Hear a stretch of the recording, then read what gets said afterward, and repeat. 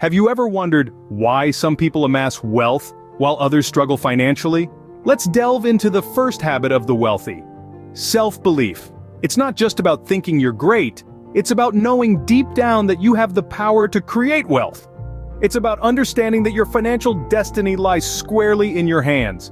You see, self-belief is the cornerstone of wealth creation. It's the fuel that drives your actions and decisions. It's the force that propels you to take calculated risks, to seize opportunities, and to persist even when the going gets tough. When you believe in yourself, you start seeing possibilities where others see obstacles. You start attracting opportunities that align with your goals. But how do you cultivate this self-belief? It starts with changing the way you think about yourself and your capabilities. It starts with affirming your worth, your potential, and your power to create wealth. Remember, the first step in wealth creation is believing in your ability to achieve it. Moving on to the second habit: desire. A mighty force. Desire can ignite the spark of ambition and fuel the drive towards wealth. It's not just about wanting to be wealthy, it's about desiring it with every fiber of your being. This burning desire is what propels us to take action, to work hard, to overcome obstacles, and to never give up no matter how hard the journey may be. Consider desire as the compass of your financial journey. It points you in the direction of your dreams, guiding your steps and decisions. It's an essential ingredient in the recipe for wealth creation. Without it, the journey towards wealth becomes a ship without a rudder, aimlessly drifting and going nowhere. Remember, wealth is not an event, it's a process. And this process starts with a deep, burning desire. Your desire for wealth is the fuel that drives your journey to financial success. The third habit is focusing on mastery rather than passion. Let's delve into this a bit. Mastery is about becoming the best at what you do. It's about dedicating time, energy, and resources to acquire a skill or knowledge to the level of being an expert. This could be anything from mastering the art of investing, learning how to run a successful business, or becoming an expert in your professional field. On the other hand, passion is that intense, enthusiastic feeling you have for something. It's the fuel that drives you. But here's the catch: passions can change. They can be influenced by external factors, they can wane over time, and they can lead you astray if they're not grounded in reality. So why focus on mastery and not passion? Mastery breeds confidence and excellence. It gives you a competitive edge, making you stand out in a crowd. It's tangible, measurable, and most importantly, it's valuable. People pay for expertise, not enthusiasm. In the journey to wealth, mastery equips you with the skills and knowledge you need to navigate the financial world successfully. It ensures you're not just blindly following your passions, but you're making informed, strategic decisions. While passion is important, it should be the driving force behind your pursuit of mastery. Use your passion to fuel your journey to becoming an expert. Mastery, not passion, is the key to wealth. The fourth and fifth habits revolve around financial discipline. Now, what does that really mean? Financial discipline is all about controlling your spending habits, making prudent investments, and saving for the future. It's about making your money work for you, instead of the other way around. Let's delve into one of the most common pitfalls that people fall into: credit cards. Yes, they're convenient, and yes, they offer rewards and perks, but they also come with high interest rates and the potential for debt. It's quite easy to swipe that piece of plastic without realizing how much you're actually spending. Before you know it, you're in a hole, trying to dig yourself out of credit card debt. Avoid this pitfall by using credit cards sparingly and always paying off your balance in full each month. Next, let's talk about spontaneous buying. We've all been there. You're scrolling through your favorite online store and you see something that catches your eye.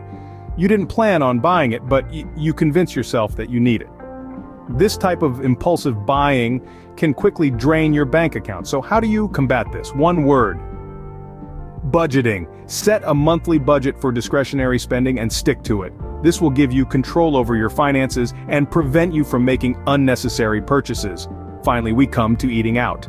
It's convenient, it's social, and let's face it, it's delicious. But it's also expensive.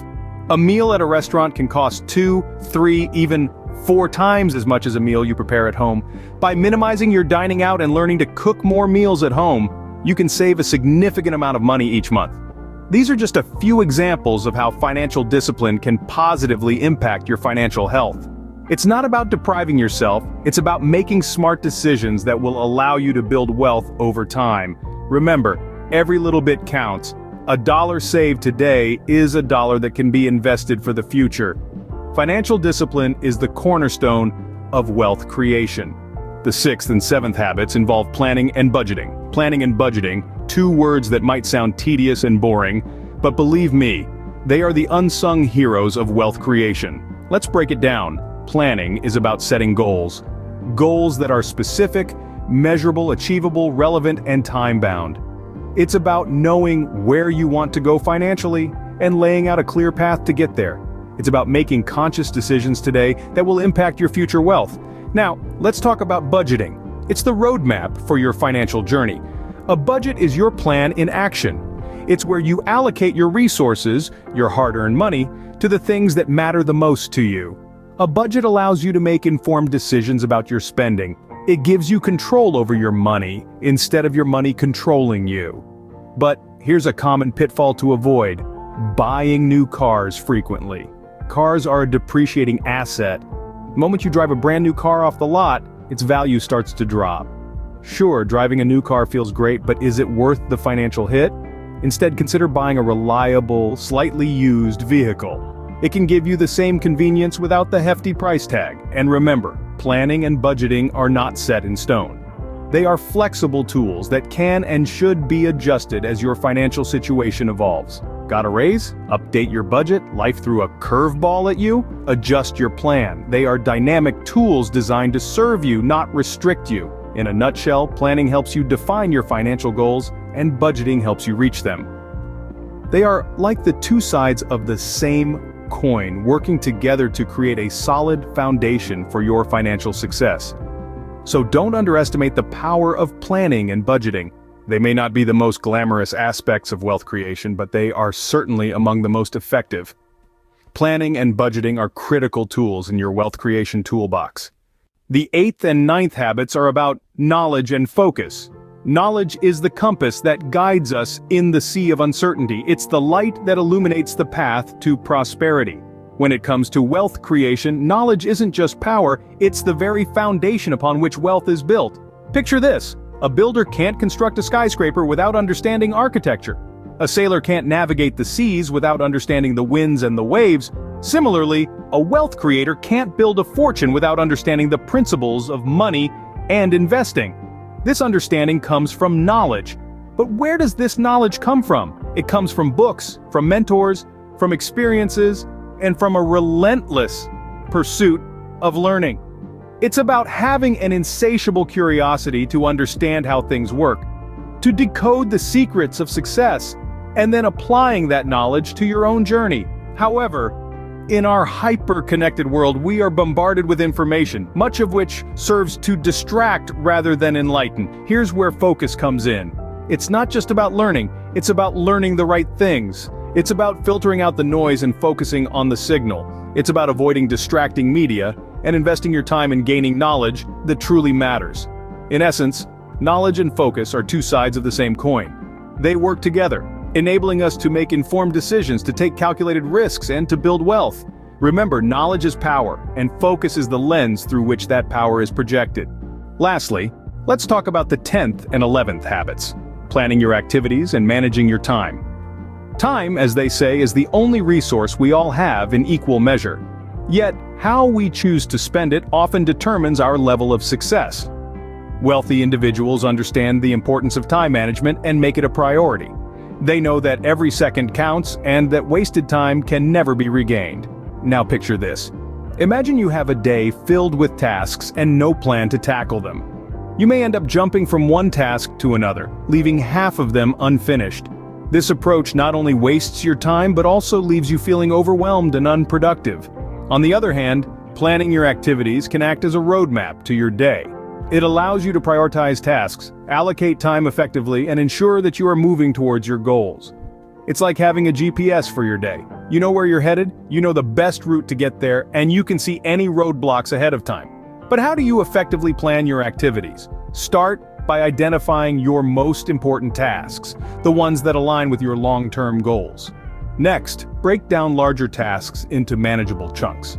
Then allocate specific time slots for each task, taking into account your most productive hours. Remember, it's not about cramming as many tasks as possible into your day, it's about focusing on the tasks that will move you closer to your goals. It's the quality of tasks, not the quantity, that matters. And finally, be flexible.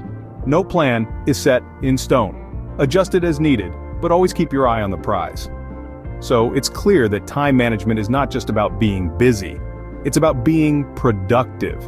It's about making conscious decisions on what to do, when to do it, and how much time to allocate to it. Time is money, and managing it effectively is a habit of the wealthy. To sum up, wealth creation is not a product of luck, but a result of habits. It all starts with self-belief, knowing that you are capable of achieving financial success. This is followed by a burning desire, a relentless drive towards your financial goals. Remember, mastery trumps passion. It's not about what you love, but what you're exceptional at that will ultimately lead to wealth. Financial discipline is key. Avoid credit card debts, impulsive buying, and the habit of eating out too often. Plan your expenses, stick to a budget, and resist the allure of new shiny cars. Knowledge is indeed power. Educate yourself on financial matters, and never stop learning. Lastly, time management is crucial. Planning your activities and sticking to the plan will ensure you're making the most of your time.